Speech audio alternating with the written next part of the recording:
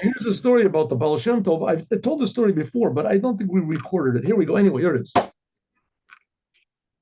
Once there was a man, a Jew, a great Talmud Torah scholar. The story doesn't say his name. And he was a big opposer of the Baal Shem Tov.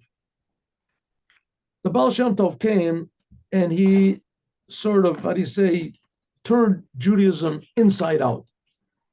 He started saying that the inside ideas of Torah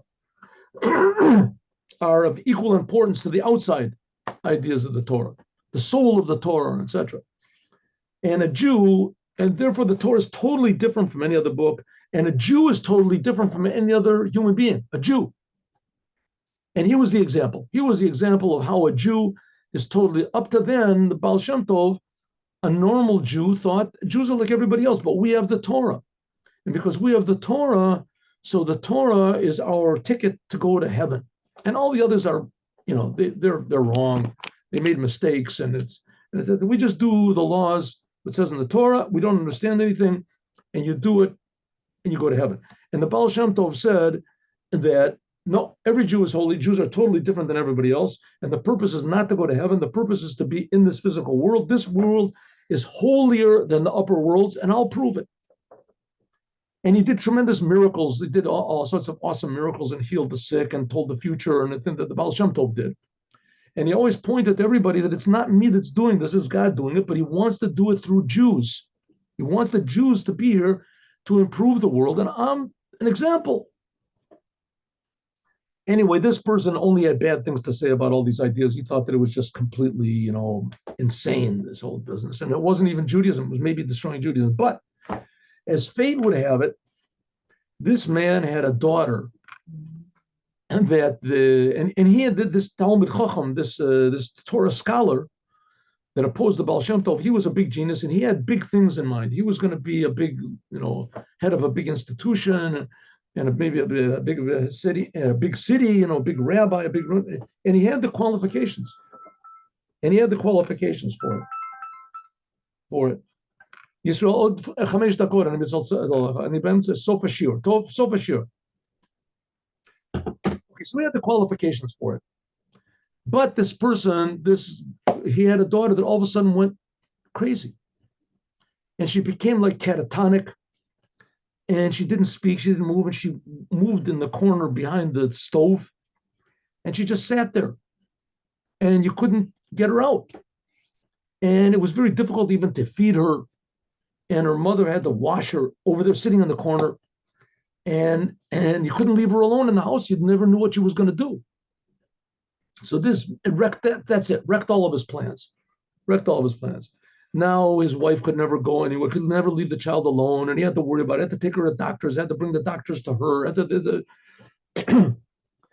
Finally, there were times when with difficulty they could take her out, let's say to wash her or something like that. They could do that. But generally speaking, once in a while she would run around. So someone said, listen, why don't you go to the Baal Shem Tov? Baal Shem Tov, don't even mention that name over here. Okay, so time went by and things didn't work, and it was getting worse, and his wife started nagging him. She said, listen, you don't know anything about this Baal Shem Tov. All the things you have is just hearsay, and you know that it's forbidden to accept Lashon Hora. And this could be, what are you talking about, Lashon Hora? All the great, say that he's a bad person. You have no evidence whatsoever. I'm telling you, go to him, and maybe it'll help. No, it's witchcraft. He was stupid. It's not witchcraft. I've talked to some of these people. They're God-fearing Jews, and they're just like everybody else. Go with him and see. Okay, so his wife drives him crazy, so he takes the daughter, and he puts her in a carriage, and he drives, doesn't want anybody to know that he's going. So he drives to the Baal Shem Tov's place. He goes to the Baal Shem Tov, but he doesn't want to drag her out.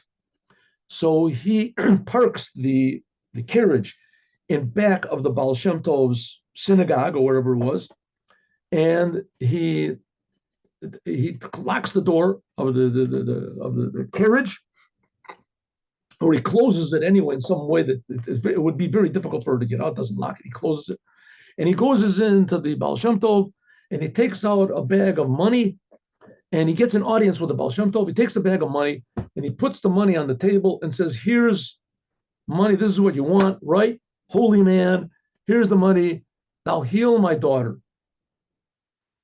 Heal her. My daughter is sick. She's autistic. She's catatonic. Who knows what she is? She doesn't move. She doesn't talk. She doesn't do nothing. My wife is driving me crazy. My wife insists that I go to you, and so and do whatever you want. Take the money and do what you want. At least my wife will leave me alone. So the Baal Shem Tov takes the money. He opens up the pouch. He turns around to the window and he says, "I don't need your money," and he throws the money out into the street. It's like $100,000 in coins. So the man what did he do?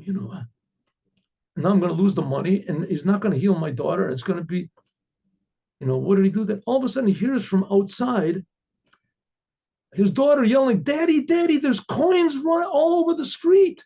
Look there's coins, golden coins." He looks out and there's his daughter. She's talking and she's moving. "Daddy, look, there's money, there's coins all over on the street. Come help me." He runs outside and he gathers up the money and he puts it into his pockets, whatever. Says to his daughter, "Let's get back into the carriage. Let's go back home and quick before that Baal Shem Tov says that he was the one that healed you." In other words, the Baal Shem Tov did make a miracle and he did heal the girl and he didn't want the money.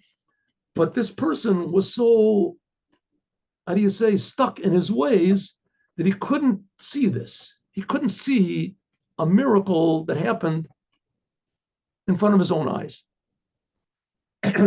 So we see from the story two things. Number one, the Baal Shem Tov did the miracle and he did heal and he didn't want the money. And on the other hand, we see that it's possible that big miracles can happen in front of our eyes and we don't see it. And the fact is that that's true about everybody, all of us. The whole world is a big miracle. Everything that's happening is incredibly above understanding. It's wonders, incredible wonders that there are. The fact that we're alive, the fact that we have eyes, these are wonders, and we should thank God all the time for it. But we take it sort of for granted and we don't see it. And the idea of Chassidut is that we should be grateful. That's what Yehudi comes from gratitude, Yehuda, Hodaya. So thank God that we're here. Thank God that we're alive. Thank God that we can say thank God. Have a good day with Mashiach now. See you tomorrow at 8:15.